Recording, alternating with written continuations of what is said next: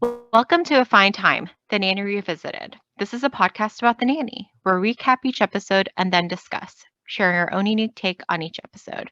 I'm Bernadette. And I'm Debbie. Today we're talking about episode 94, Fran's Roots. As usual, we'll start with a brief summary of the episode. Fran gets an unexpected call from a woman who could be her real mother. Apparently, around the time Fran was born, a nurse mixed up some birth records after dropping them due to an unidentified maternity patient stealing food. When Fran asks questions of Sylvia about her birth, the story checks out. Sylvia is the one who stole food from a catatonic patient after giving birth to Fran on Rosh Hashanah, a major Jewish holiday when doctors were less likely to be at work. Fran tells Sylvia about her phone call, and Sylvia jumps to a less than obvious conclusion. The woman is trying to extort something from her and Morty. When Fran finally meets Lila Baker, the woman who called her, Fran concludes that she could not be related because Lila is Black. Lila insists that it could be true, that she could be Fran's mother, and invites her to dinner at her house. At that dinner, and after meeting Lila's other children, Sylvia appears, making a scene and insisting that she is Fran's mother. Shortly thereafter, the doctor's office calls with the conclusion that Fran is not Lila's daughter. Impressed by the wealth Mrs. Baker has, Sylvia encourages Fran to get a second opinion because doctors are wrong all the time. And then she tries to figure out how she and Lila would actually be related. Bernadette, do you have anything you want to add? I do not. All right. Would you like to take us to scene one? Yes, so we open up in the Sheffield kitchen. Sylvia and Fran are there, sitting at the table. Sylvia's biting into something and is telling Fran, like, I'm telling you, these rice cakes taste like cork. And Fran, of course, kind of sardonically is like, that's a coaster, Ma. And then Sylvia kind of delicately, not delicately, but, spits out the cork into her hand. Right. And Fran hands her, the rice cake. And Sylvia's like, will you stop hawking me? The doctor told me my cholesterol was perfect.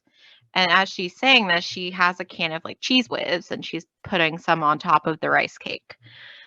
And Fran, takes that from her and chastises her. You can't eat fat like that, or else you won't be around to dance at my wedding.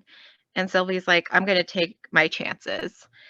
See how mean I get when I don't eat, Right. or when I'm hungry. And then Sylvia gets up to leave, and Fran hands her a bag, I guess, of like food.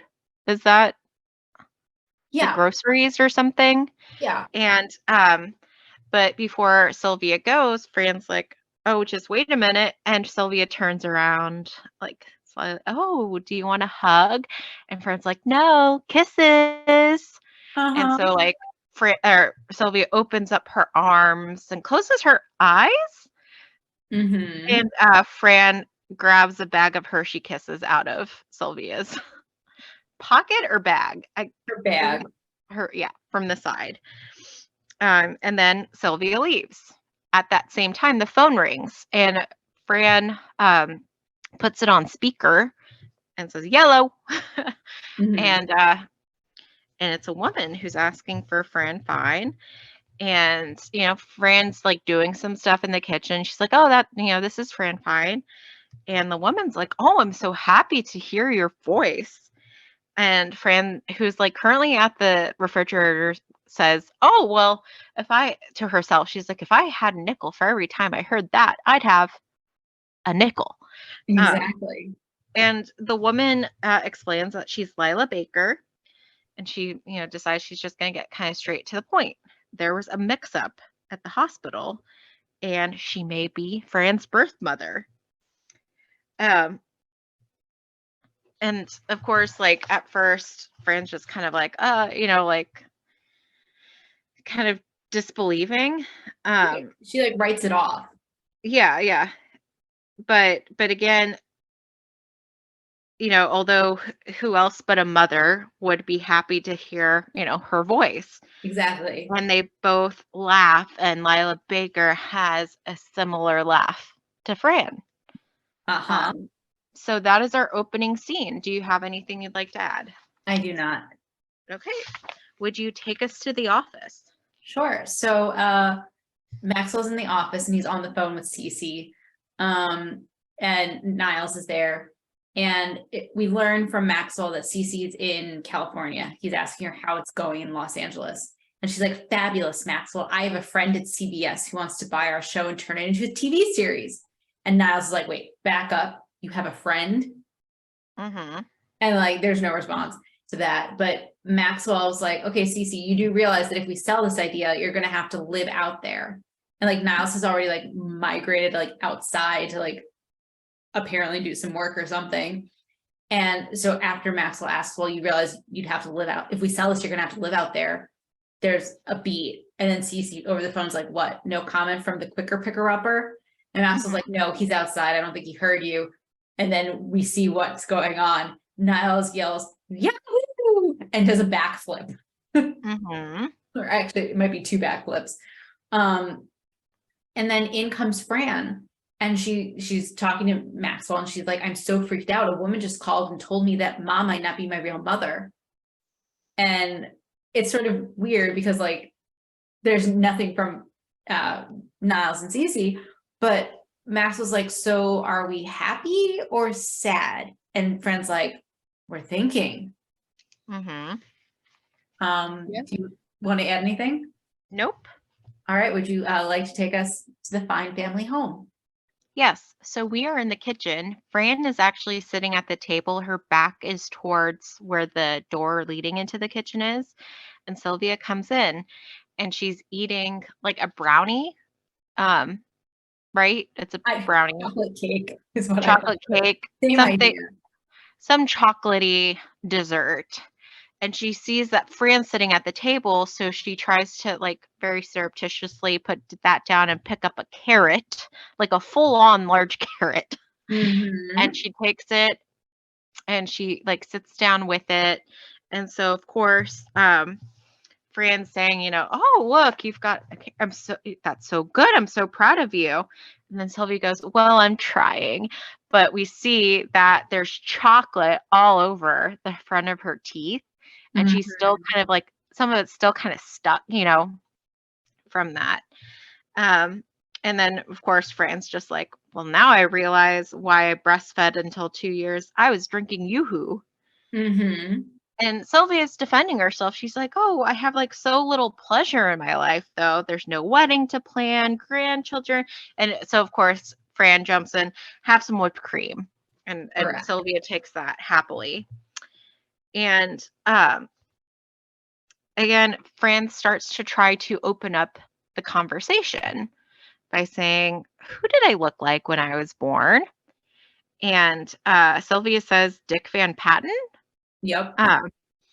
And then Fran asks, like, oh, did you ever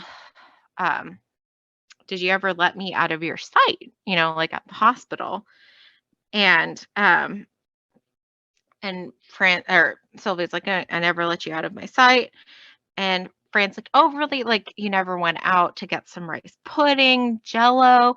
And Sylvia's like, what are you, the hospital police? Mm-hmm. And she's like, so I got an extra, was it a pudding or something? But the woman was catatonic. Right. And that's when Fran kind of drops the bombshell that, you know, we might not be related. And Sylvia at that time, like, goes over to the so hold on. Fran doesn't drop the bombshell exactly then. She makes the comment to herself. Maybe we're not related. Oh, okay. Yeah. Sylvia doesn't notice because you're right. Sylvia does then go into the refrigerator. Yeah, you're right. So she goes to the refrigerator, bends down, and she's wearing like, was it purple pants and stuff? And so then zoom in, and then we enter like a flashback. Did you count that kind of separately? I counted it as the same, but I can do it either way. Do you mind doing that flashback? Otherwise, I feel like I'll be talking forever. But no, that's fine. So and then I'll pick back up after. Yeah, that's fine. So we flash back, and we hear the theme song from the television show Maude playing. The name of the song is "And Then There's Maude," and the flashback starts with a zoom in onto the purple also purple pants. And then we zoom out and we see a young Sylvia Fine, played by Fran Drescher, who turns around and shouts for Nadine and Francine to come in because she made Gedempty milk meatballs McNoodle. And so two little kids come in and they both have like, they're both wearing wigs, I think is pretty clear. Yes. And so little Fran has dark hair and she says, why do you have to scream? We're right here. And young Sylvia is like, who's screaming? She opens the door to the kitchen and shouts, Marty! And Fran's like, Ma, you're so obnoxious. I can't believe you're my mother. And Sylvia's like, well, you better believe it. Meet my hips, Nadine and Francine. And Fran then turns to Nadine's like, who's she blaming for her tush? Cousin Scooter Pie? And then Sylvia's like, oh, I'm just so honored that Toady Fields came for supper. And Nadine's like, well, maybe you aren't her real daughter. Did you ever wonder why you have black hair and we have blonde? And Fran's like, Sylvia's like, that's because Francine looks like daddy. Grabs the toupee and dangles it next to Fran. See? Because Morty's toupee is black hair, brown hair, like Fran's. And then Sylvia's like, now let's talk and more eat. After supper, we're going to go buy your Halloween costumes. And she turns to Fran. She's like, I thought you'd go as a bride. And young Fran's like, I don't want to go as a bride. I want to go as a career woman. And Sylvia's like, a career woman? And she like sits herself down. Whose child are you? That's it, young lady. No more that girl for you. And that's sort of the end of the flashback. Yes. And then so we pull out of the flashback and Sylvia's sitting at the table still, this time like she's eating a cookie. And again, you know, Fran wants to tell her something, so Sylvia's like, hold on, let me switch to a softer food so I can hear you. So Sylvia goes back to the chocolate cake. And this is when Fran drops a bombshell. Ma, a woman called this morning, you know, she might be my biological mother. And of course, immediately, Sylvia dismisses this as she's like a crackpot. She's trying to extort something. And Fran's like what? Your toaster oven with burnt cheese on the heating coil? Right. And then Fran proceeds to tell Sylvia that she has invited this woman to come over, and Sylvia still is like, no, like I remember every detail, you know, of your birth. You know, I ordered 2 eggs over easy. It came scrambled, but I'm not a complainer. Right. You know, I felt like there were like I wondered what made it so tasty. And I saw bacon bits and I had to push those away because it was Rosh Hashanah. And then that kind of like trigger something for Fran where she's like, I was born on a Jewish holiday? What? Were there like 2 doctors left in the hospital? And so then it becomes even more like plausible to her that there could have been a switch or mix up. So, but it's interesting to me that she didn't realize she was born on a Jewish holiday until that moment. But anyway, do you have anything to add to that? I do not. Okay, can you take us to the living room?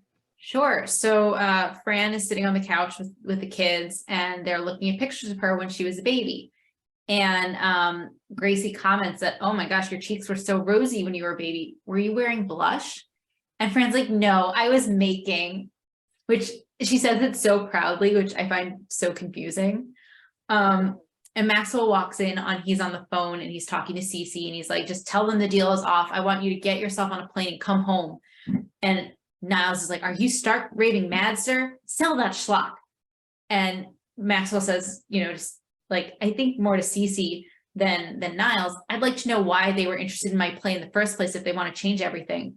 And Niles is like, oh, you'll drive yourself crazy asking questions like that. Just tell them, show me the money. He like says that into the phone and hangs up on Cece. Yeah, and he does kind of like a dance when he does that. He does, like with his hips.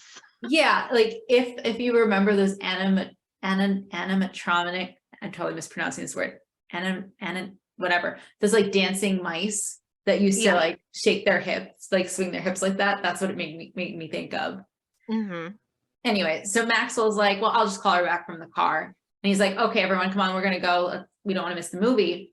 And the kids say goodbye to Fran. She says, bye, have fun. And Maxwell's like, well, there you go, Fran. This way, sorry, Miss Fine. This way you can meet your new mother in private. And she's like, well, don't call me Miss Fine. That may not be my real name. I may be a completely different person. I may not even talk like this. And he's like, come here, and he hugs her. Come on, I'm sure everything's gonna turn out just fine. And he like walks out, and Fran's thinking to herself, well, I'm getting a different mother, and suddenly he can't keep his hands off me. Coincidence? I think not. And so like the family's gone, the house is empty, and then the doorbell rings. And so Fran goes to get it, and like she like steadies herself momentarily. She opens the door. Oh my God. And you hear a woman's voice say, Fran. And Fran's like, Ma. And in walks Lila Baker. Mm-hmm. And it's worth noting that she is Black. Yes. Yes. Do you have anything you'd like to add? No, I'll pick up a couple minutes into it. Like there's like a slight time shift, I guess, or picking up. It's a separate scene, but we're still in the living room. And of course, they're further in, and Fran's like, oh, look at us. You can't be my mother. And Lila Baker's looking at a photograph, and she's like, why not? Your children look nothing like you. And Fran explains, those aren't, my children. I'm not even married. And Lila's like, why not? What are you waiting for? Mm-hmm. And so again, that kind of similar comment that Sylvia would make kind of, again, causes Fran to consider. And she says something about, did you see a honky or something? Yeah, do you have the exact line for that? Yeah, so after Lila says, honey, what are you waiting for? Fran's like, sit down, Ma. And then Lila sits down on the couch. Fran sits on the coffee table, and she's like, so I'm guessing that my father was probably a honky? Okay. And Lila explains, well, I thought he was Black, but 2 weeks after we left Miami, he started to fade. Oh, so he's Jewish, or he could be Jewish or something like that. She says Miami, so then I'm still Jewish. Yeah. And then Lila explains that I guess, if it weren't for Morley Safer, is that the correct name? Yeah, I think so. Morley Safer. Then she wouldn't be around.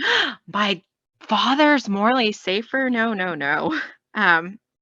Apparently, they did a 60 Minutes episode where, it was this whole expose about how a nurse in Midtown General around the time, Fran and Lila's daughter was born, this nurse dropped the files while chasing a maternity patient stealing food.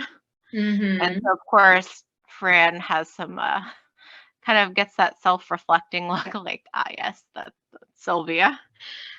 She knows exactly who that maternity patient was.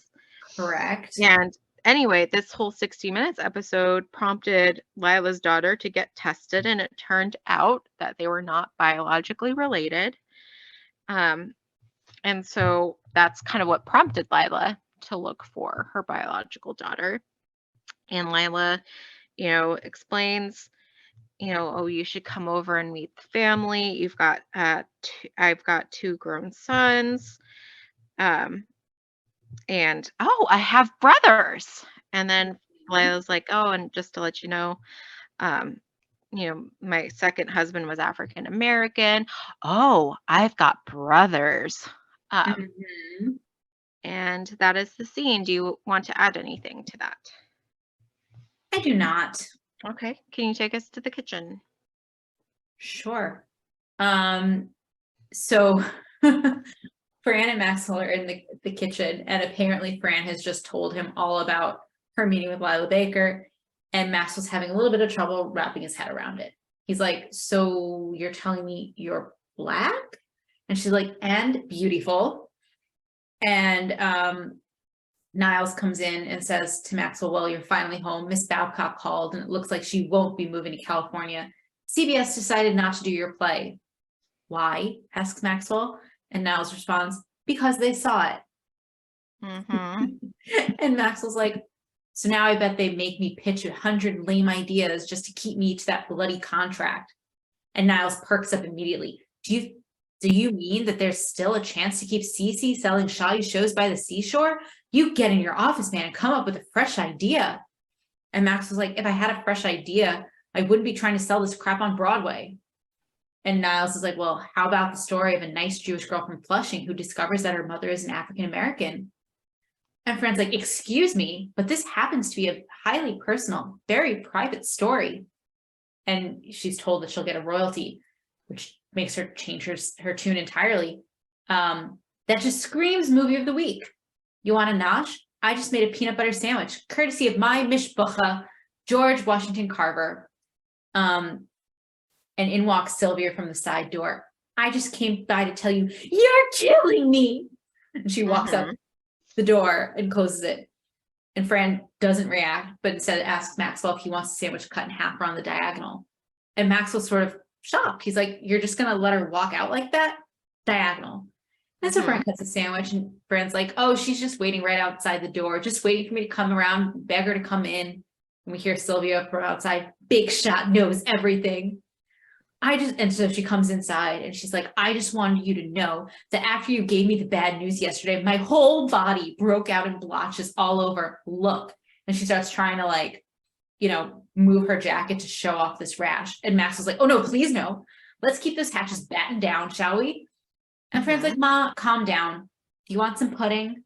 And Sylvia's like, why do people think that I only respond to food? My heart is breaking. And in comes Niles. And he's like, Sylvia, here, you're here. Perfect. Miss Babcock faxed over this contract. We're doing a movie about your daughter and her two mothers. We'll need your John Hancock right here. And Sylvia's like very upset. And Maxwell's like, Niles, can't you see Sylvia's distraught? Oh my God, the woman turned down pudding. And Sylvia's like, when did I turn it down? And that's the scene. Do you have anything you want to add? All right. Would you like to take us to the car? Yes. So Fran is in the car and she's singing We Are Family, and she's putting on mascara while brushing her hair. So yes, her hands are full and we hear a siren go off and she gets pulled over and the officer approaches and Fran's like, I wasn't speeding, officer. And he's like, no, because he asks, do you know why I'm pulling you over? She's like, I wasn't speeding, officer. And he's like, no, I'm pulling you over for reckless driving. And she's like, what? I was just, putting on my mascara and brushing my hair. And he's like, well, what were you holding the wheel with? And she like puts up her arms and I guess to show like her elbows. Correct. Is that your impression? And so he asks, for her ID and all this. And so she makes the comment, well, it's so obvious why you pulled me or stopped me. And the officer's like, and why is that, Miss Fine? And Fran just says, because I'm black. And that's the scene. Do you have anything you'd like to add to it? I do not.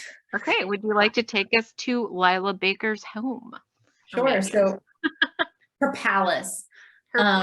To quote Fran, so Fran is let in by the butler and she looks around and she's like, what a palace. I forgot something.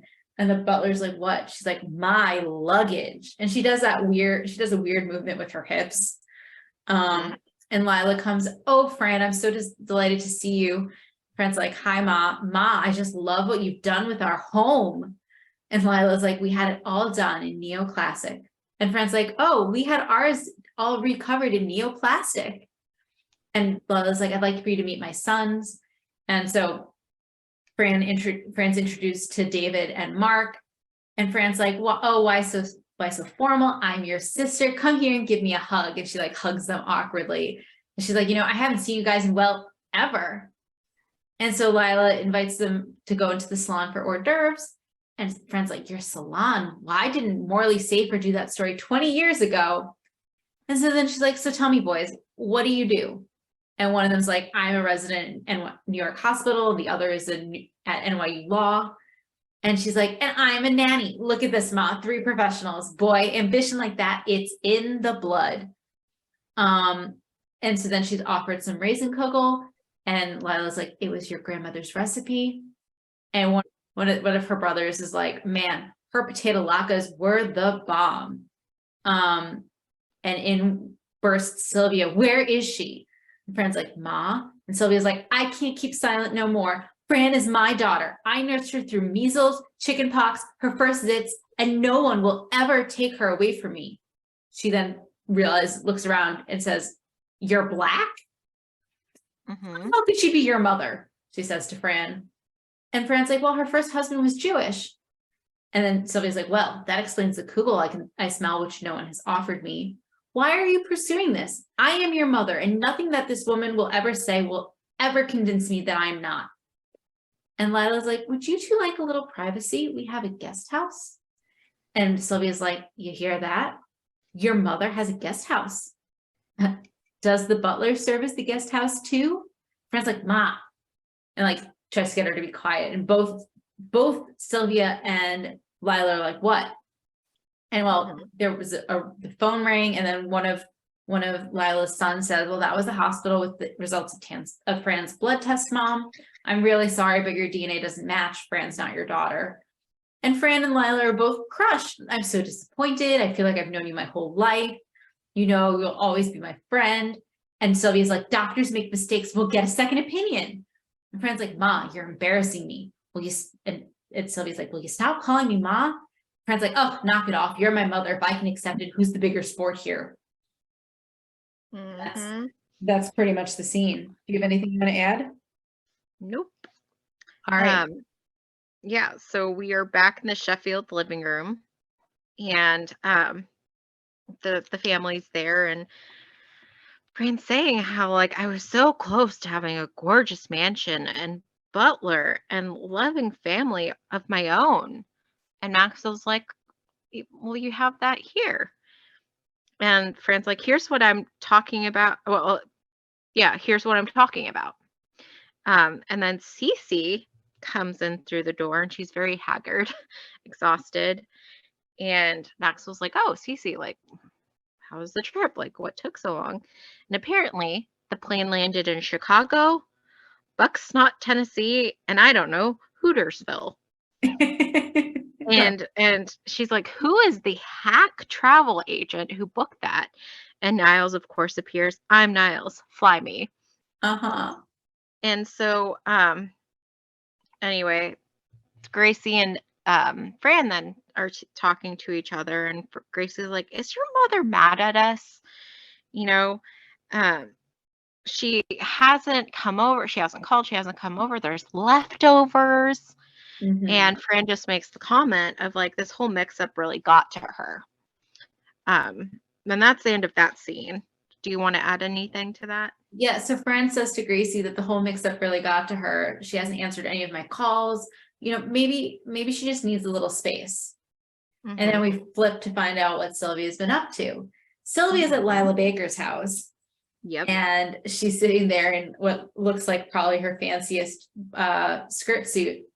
And Lila's like, Sylvia, dear, you don't understand. You see, even if Fran were my daughter, you and I are not related. Mm-hmm. Sylvia's like, fine. I know when I'm not wanted, and I'm not one to push. She hands her plate to Lila. She gets up and shouts, Morty, wake up Yetta and get out of the pool. And then Lila gets up and hands Sylvia her gold high-heeled shoes that Sylvia had abandoned. Mm-hmm. Sylvia takes them looking a little embarrassed, and then she grabs a plate with food from the coffee table and walks out. Yep. She definitely made herself right at home, right? Oh, absolutely. So then we go to the final scene in the show where Fran's on the couch, kind of holding Gracie. The other kids are there, so are Maxwell. They're all watching TV, and suddenly poofs in the young Fran Fine. And she looks around, and she's like, oh, like, I did well for myself. Like, because obviously there's this mansion, the family, all this. And Fran turns, current Fran turns around and says, "You're the nanny, baby." And young Fran runs out screaming. Correct. And that is the episode. That is the episode. Is there anything you want to talk about before we jump into our Yeah.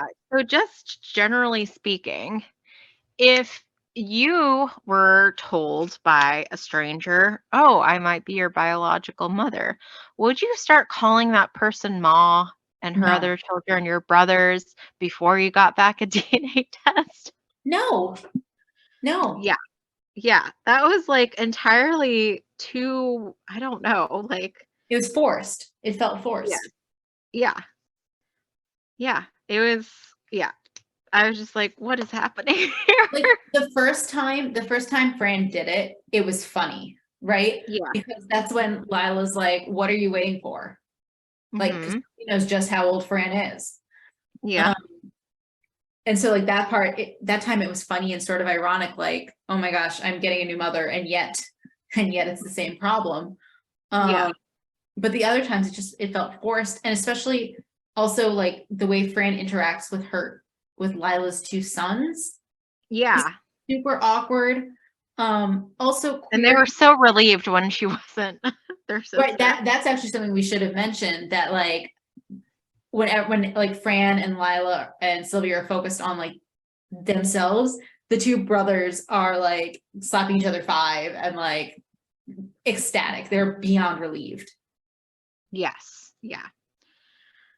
But also Yeah, query where the Lila's non-daughter was. that's exactly what I was going to say because that's the other aspect of this too, is like I feel like again, the daughter theoretically would be in her 30s, and she's the same age as Fran, even though Fran only claims 29. Correct. But so she grew up with them. Like, Correct. what did they just abandon her after it turned out she wasn't the biological child? Like, you would think regardless, you'd still consider each other family, right? Right. Because And like family's not necessarily just biology, right? right. And I understand like wanting to know, I think I understand like wanting to know like where you came from, particularly like with so many like medical disorders that are genetic and passed on from like generation to generation. Like I Mhm. understand wanting to find that out, because like it's always better to have more. I think it's better to have more information than less. But Mhm. like that shouldn't dissolve the bonds of family you built for all of your decades of life. Yeah. Yeah. And then it's never resolved I mean, again, it's never answered who actually is Lila's biological daughter. Um, and again, like we never see the one that Lila raised, and I don't know. Right. It's just interesting. It was very weird. Yeah. Honestly, I thought a lot like this whole plot just like didn't make a lot of sense. Mhm. I mean, like I sort of understand why Fran would maybe want different biological parents, because Mhm.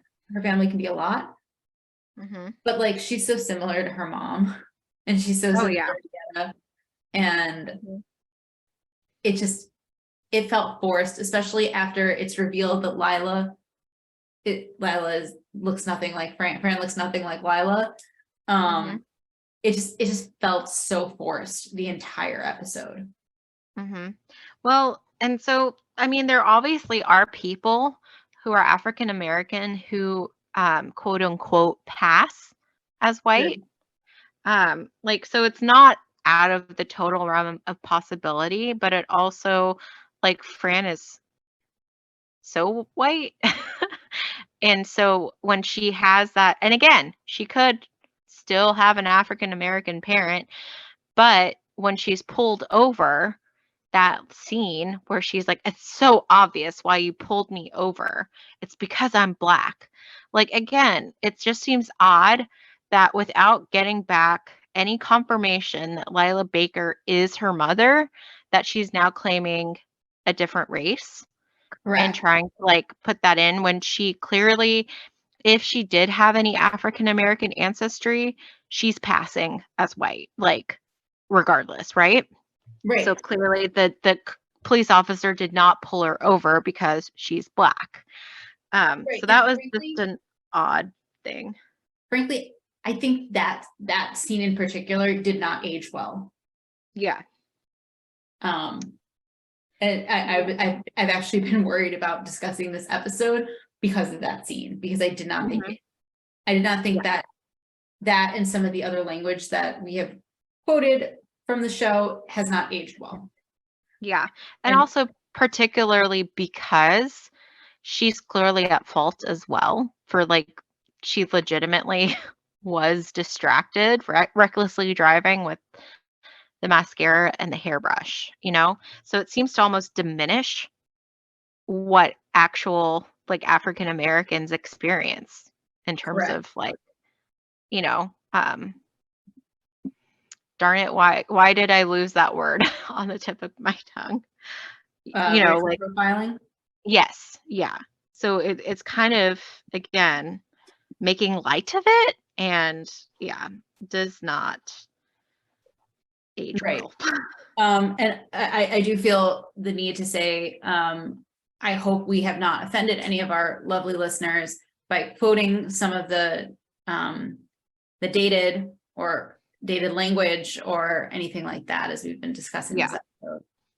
Yes. Yes. That's not our intention. Correct. And if we've misspoken, we do truly apologize. We're not trying to we're not trying to diminish anybody or Yeah. we apologize if we put our feet in our mouths unintentionally. I guess that's Yeah. the best way for me to say that. Yeah. Yeah. Agreed.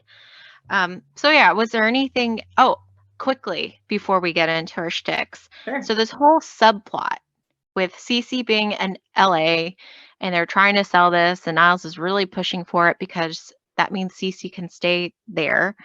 I just think it's kind of ironic given that a couple of episodes ago he was just like the fact that Cece had a boyfriend and wasn't around as much, like devastated. So to imagine her being across the country doesn't really kind of Doesn't work. doesn't work with what we established in that episode. Correct. But he's still sort of in denial about that. Mhm. But yeah, but he was just so lost without her when she had that boyfriend. And so jealous. Yes. Yes. And he didn't have that verbal sparring partner Mm-hmm. back then. So yeah, anything else you want to discuss? No, I'm good. Okay. So, favorite fashion? There really isn't that much to talk about here. I guess I would go with the outfit that Fran wears when she meets Lila Baker would be my favorite. It's a black skirt. The jacket has black, it has a matching jacket that has black sleeves and a black collar, but then the front of it is like purple and red and pink and orange and yellow, and she has a red headband. Mm-hmm. That's my favorite. Did you have any favorites? Not particularly.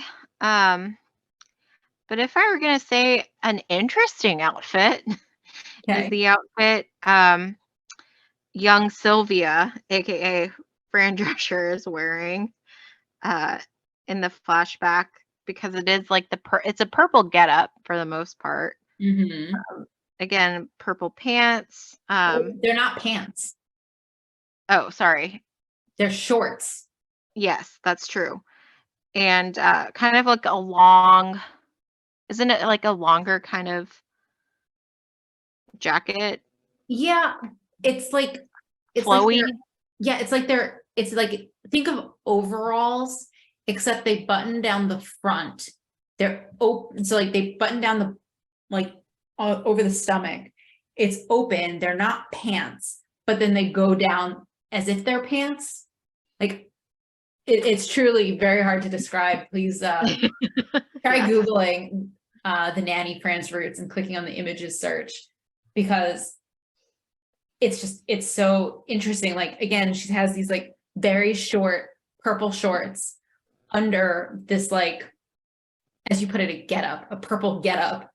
And then she also has like a long sleeve patterned shirt and a matching headband coming out under her hair. And she is wearing a blonde wig. So it really is, again, I think she did a good job playing like young Sylvia. Shows even emphasizes even more that they are mother and daughter in the show. But yeah, so that was an interesting outfit. But Can yeah. I just say something totally unrelated? Well, to our shticks, but to the point you just made, that like Fran Drescher playing the young Sylvia, like, shows how like they clearly are related on the show. I showed the Nanny to someone who is not a religious watcher like we are. And the first time he watched the episode that he saw like Fran and Sylvia, he's like, wow, they cast them so well because they look alike. So like, Yeah.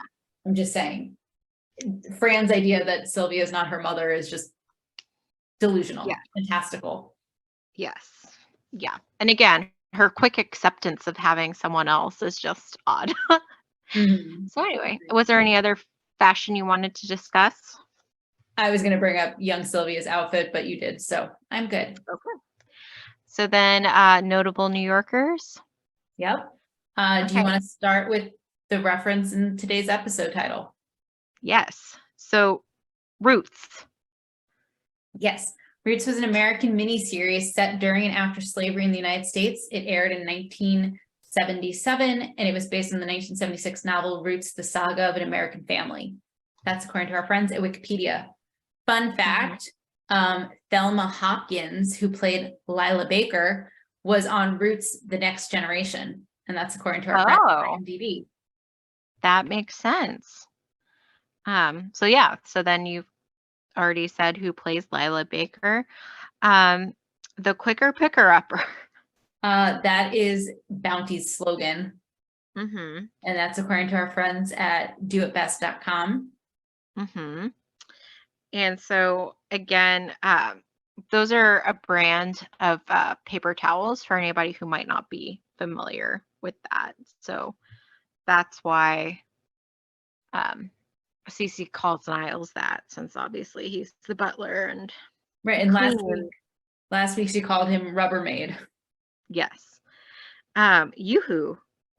A chocolate beverage invented by Natal Olivieri in the 1920s in New Jersey. That's according to our friends at yoohoo.com. Dick Van Patten. An American actor, animal welfare advocate, businessman, and comedian who is best known for his role on Eight is Enough. That's according to our friends at Wikipedia. Maude. So Maude was a television show starring Bea Arthur before she was on Golden Girls. Rue McClanahan was also on the series. It's, my personal opinion, delightful. It's very funny. Maude is forward thinking, and I think it takes place in the 70s. It's great. That's from me. Yeah. From our friends, Debbie. Correct. Did you put Scooter Pie down? A discontinued chocolate covered sandwich cookie that featured graham crackers and marshmallow. That's according to our friends at oldtimecandy.com. Toadie Fields. A Jewish American comedian whose name when she was born was Sophie Feldman. That's according to our friends at Wikipedia. That Girl. An American sitcom from 1966 to 1971 that starred Marlo Thomas as Anne Marie, an aspiring actress trying to make it big in New York City. That's according to our friends at Wikipedia.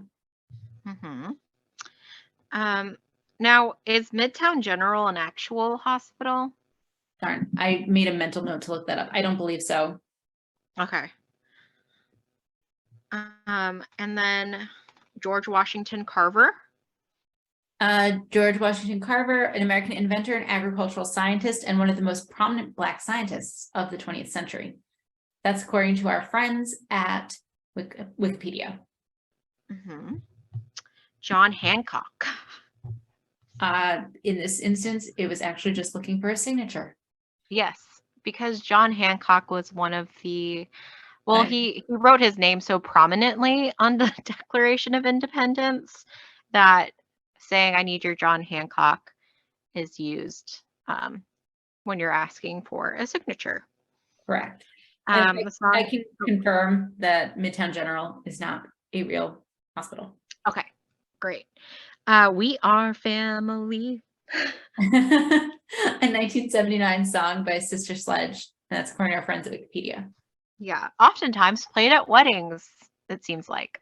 Correct. At least to the ones I've been to. I would also add other simchas, other good occasions where you have a lot of family around. Yeah. So then where you have a lot of mishpacha around. I'll use one of our words. So the brothers work at or are at New York Hospital and NYU Law School.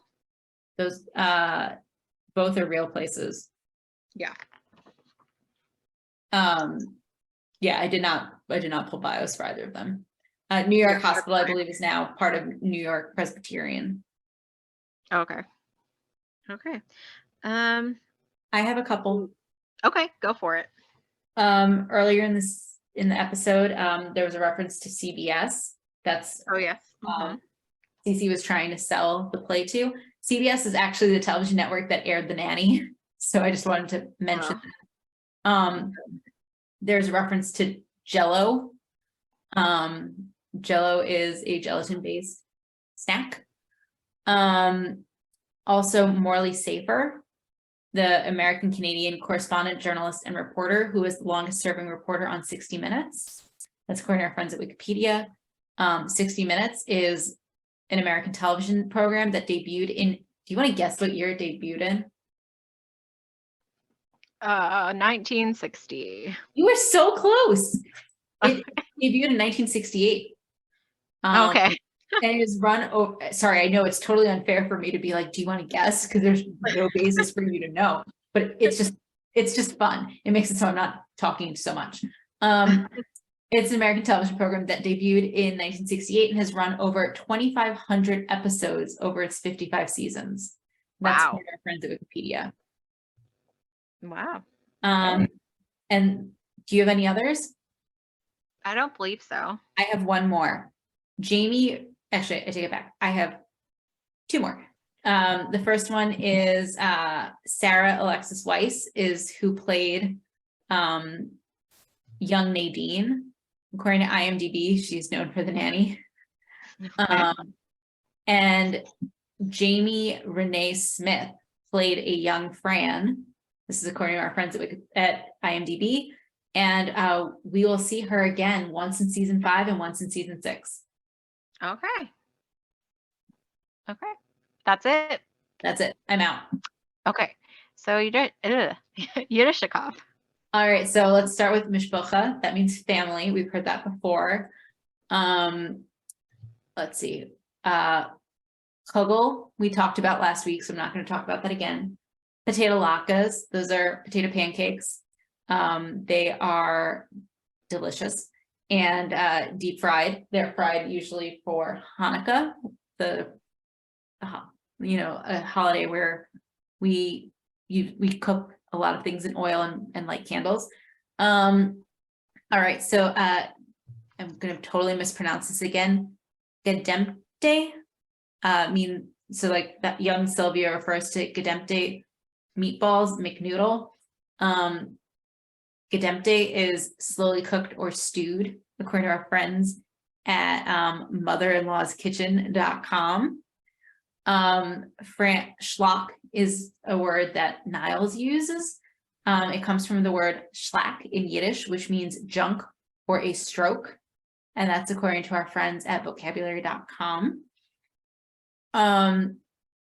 Fran references, so Sylvia comments about how Fran was born on Rosh Hashanah. Rosh Hashanah is typically referred to as like Jewish New Year. It's this, most Jews would consider it like the start of like the days of awe. This is, I like to consider this the more fun holiday compared to Yom Kippur. Rosh Hashanah is like, we're happy, it's a new year, we're going to celebrate, we're going to eat lots of sweets so that we have a sweet new year. Traditional foods are apples and honey. Unlike Yom Kippur, which is more solemn, where you're fasting and hoping to be sealed in the book of life for, good things in the year to come. Let's see. Fran makes the comment about, oh, so I was born on a Jewish holiday. What were there, two doctors? I thought this was actually super interesting. So according to our friends at jewishjournal.com, in 1934, 60% of med school applicants were Jewish. By 1988, that dropped to 51%. By the end of the 20th century, there were estimated 80 to 100,000 Jewish doctors in the United States, which is approximately 12 to 15% of all doctors. But the Jewish population in the United States is only 2%. Wow. And while I was researching this, I came across an old Jewish joke, which I feel the need to share. There's a big controversy on the Jewish view, I'm reading this verbatim, on the Jewish view of when life begins. In Jewish tradition, the fetus is not considered viable until after it graduates from medical school. Sorry, I thought that was funny. All right, the last thing I have, maybe I should have ended on the Jewish doctor point. Sorry. The last thing I'll comment on is, when Fran finds out from Lila Baker that her first husband came from Miami, Fran's like, oh, so I'm still Jewish. I'm just going to read this from our friends at visitflorida.com. Home to a thriving Jewish community for decades, Miami Beach counted about 60,000 people in Jewish households in 1982, 62% of the total population. Today, that number has shrunk to less than 16,000 or less than 19%, according to surveys conducted by the University of Miami. So the Jewish population in Miami has shrunk. So I'm sorry. Did you already say schlock? I did. Okay, sorry. Just wanted to make sure. That's fine. Schlock comes from schlack, which in Yiddish means junk or a stroke. And that's according to our friends at vocabulary.com. All right. Okay. Did I miss anything else? I don't think so. All right. Awesome. 90s nostalgia? Yeah. So there were a lot of different phone related stuff in this episode. The phone that, again, Fran's on in the kitchen. And then, the reference to Maxwell getting back on the phone with Cece when he gets in the limo. Mm-hmm. Your turn. Sorry. I was going to just let you keep going. Old cars. Yeah. Also, Cece's first question of Maxwell when she comes in, what kind of hack travel agent booked this? I feel like nowadays people would book their own travel without a travel agent. Yeah. I also feel like nowadays you hear more of the whole like finding lost family members or, like finding out family secrets by taking, the A home the DNA DNA test. Yeah. So again, that could only work if Sylvia is really not her biological mother, having that storyline incorporated that way. But again, I still would think today people would be like, oh, you're claiming to be my mother. I want a DNA test. Like, Right. Right. I agree. I mean, frankly, this whole episode felt dated. Mm-hmm. Yeah.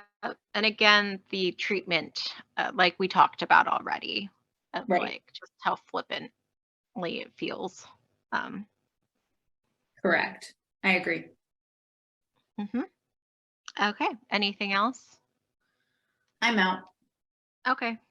So we can't add to our special categories. So we'll move on to feature fun. All right, so I've got a couple things for us. So first, I want to point out that later this season, Fran is briefly going to move to California. She actually goes to take over Heather Biblow's role on a daytime soap opera. She then gets fired pretty quickly because she misses the people in New York. That said, everyone, the Sheffield family, Fran, Niles, Cece, do end up moving to California at the end of the series. What? Everyone moves to California, except I guess Maggie and Brighton, since they're then old enough to not move with their dad. So we'll get into that towards the end of season 6. So I also wanted to comment, here we have this idea that Niles comes up with, let's make a movie about this Jewish woman from Flushing with her 2 mothers who finds out she's African American.